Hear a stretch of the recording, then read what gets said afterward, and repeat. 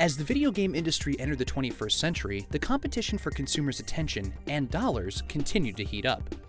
Throughout the 90s, several challengers to Madden's NFL dominance over the football game genre had risen, though none were able to make much of a dent in the franchise's supremacy. But in 1999, when Sega launched their Dreamcast console, a rift developed between the console manufacturer and Electronic Arts. Little did anyone know that this conflict would help change the landscape of sports video games for years to come.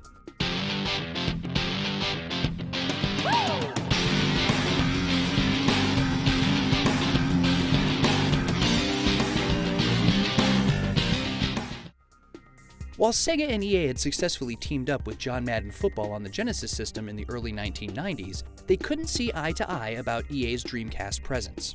According to a 2009 Gamasutra article, Sega had already bet their sports fortunes on a California-based developer named Visual Concepts, buying it for $10 million prior to the system's launch.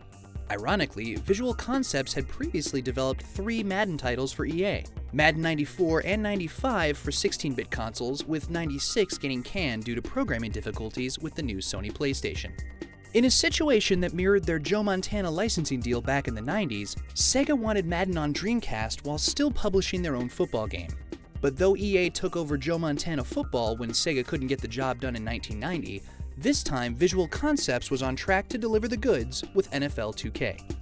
EA remained unbowed. They wanted to be the exclusive sports game publisher on Dreamcast. Sega reportedly offered EA the opportunity to be the only third-party developer of sports games for the system, meaning that it would still publish its own 2K franchise. But EA walked away from negotiations. Bing Gordon, Electronic Arts' then marketing director, was quoted in the press as saying, "Dreamcast can't succeed without EA." As it turned out, Gordon wasn't far off the mark.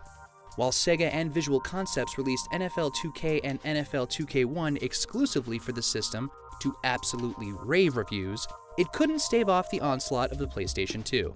And EA didn't mend fences with Sega. Madden never appeared on the Dreamcast, but found a happy home on Sony's console. Sega ceased Dreamcast production in March of 2001 after only 18 months. EA's Dreamcast snub wasn't all about ego. They reportedly had legitimate concerns about Sega's decisions prior to the console's launch, such as flip-flopping over whether or not to include a built-in modem and not throwing in with EA's preferred chip manufacturer, 3DFX. But no matter how justifiable Electronic Arts' beef with Sega might have been, their public stand against the system signified an attitude that had grown at EA after years of unrivaled success. In an email interview with Machinima, former EA Sports designer Ernest Adams explained that the company's outlook had shifted over time as their industry position solidified. As EA got bigger, the company got rather cocky and inclined to act as if success were its due. It was no longer an eager young company hungry for more. It became a middle-aged success that thought it could do no wrong.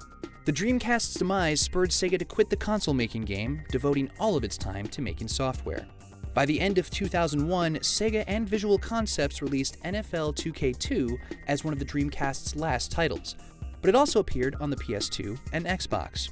While other rivals had tried to get a taste of Madden NFL's pie, Sega's new franchise began carving out a serious slice.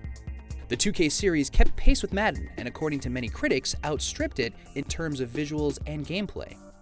Sega released critically praised installments every year, even partnering with media giant ESPN in 2003. Then, Sega went in for the kill. They released ESPN NFL 2K5 for the PS2 and Xbox in July 2004. The suggested retail price? A mere $19.99. Releasing a top-tier video game at such a bargain basement cost was unheard of, and gamers knew a great value when they saw it. Compared to Madden NFL 2005's price tag of $49.99, then the industry standard for a new game, NFL 2K5 was too good a bargain to pass up. In fact, only 3 months after its release, EA slashed Madden 2005's price to $29.99, clearly reacting to Sega's strategy.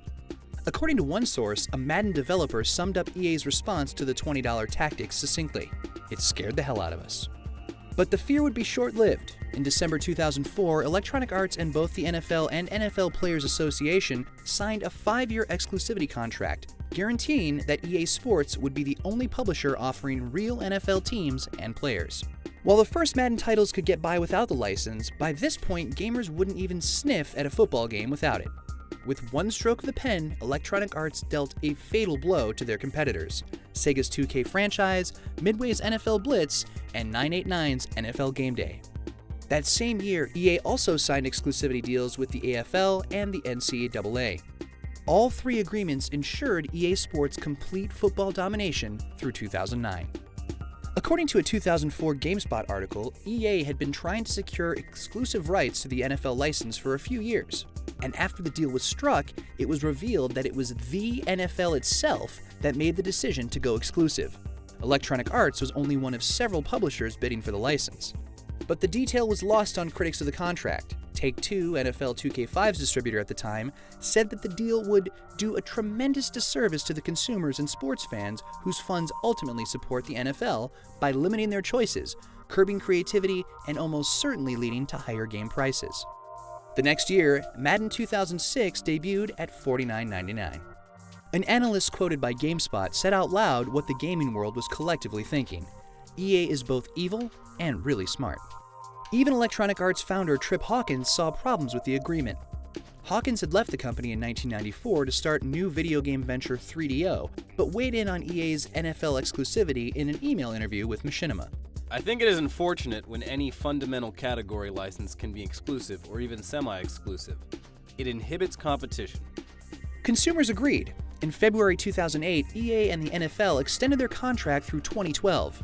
4 months later, gamers filed a class action lawsuit against Electronic Arts, alleging that the publisher had the ability to raise the price of its interactive football software substantially for a significant period of time without consumers substituting another product.